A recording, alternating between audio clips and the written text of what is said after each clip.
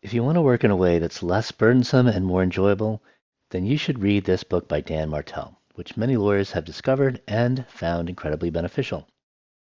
The book has many useful principles and actionable takeaways, many of which revolve around the notion of delegating more work to other people to free up your time so you can do things you enjoy instead of getting mired in drudgery.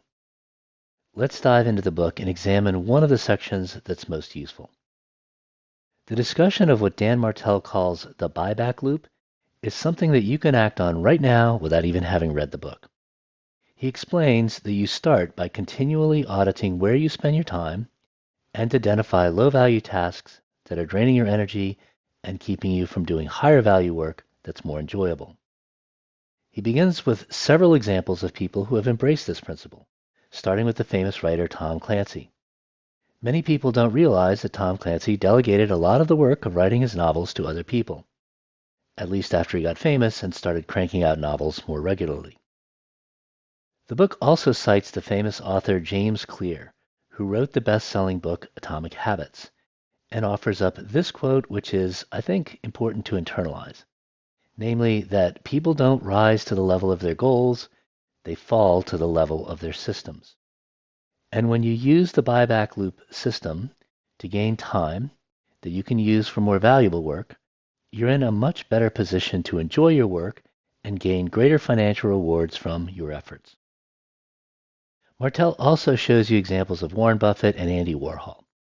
Warren Buffett spends most of his time thinking about how to make money rather than being trapped in low-level drudgery.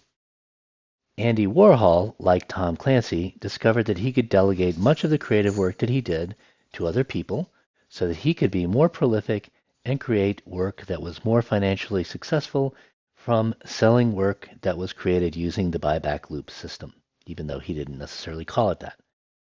The key is to use this buyback loop system and start by auditing tasks that you are doing that you don't like, but that are easy and inexpensive to get someone else to do. So you can start by looking around to see who you have on your existing team or in your organization, and if there's someone there that can do the work, fine. If you don't have someone, then you can quickly hire someone to take over those tasks by doing outsourcing. I use a service called Fancy Hands, and I think that's a great place for most people to get started. It's one of the resources I list in my top tech tools guide. Number 3, finally, you should consider which of these tasks you most want to focus on because it brings you greater financial rewards and greater personal satisfaction. This is what you want to increasingly focus on as you offload more of the drudgery to other people. Now, at the end of this book chapter, Martell summarizes the 5 buyback rules. But the first one is the one that's most important to focus on, at least in my opinion. He's saying that you shouldn't be hiring people to grow your business as much as you are hiring them to buy back your time. Because if you're the only person working in your business, then you don't have a business, you have a job. So your goal should be to create a business that gives you financial rewards and personal satisfaction. And the best way to do that is to get other people to do the drudgery that you don't want to do or shouldn't be doing in the first place. Just like Tom Clancy and Andy Warhol and many other people who have implemented this buyback loop system, even though they may not have called it that. To get started, ask yourself one single question. What would I fill my time with if I weren't spending it all at work? This is your big goal. This is why you want to stop doing drudgery yourself. So get started now on this exercise because it will have an immense long-term benefit to your work life and your personal life. And if you don't have a copy of this book, you might consider going to Amazon and getting a copy now. It's not just a book that you read and think about, as you can see, but one that you use to develop the systems that you will need to create the kind of life that you truly want.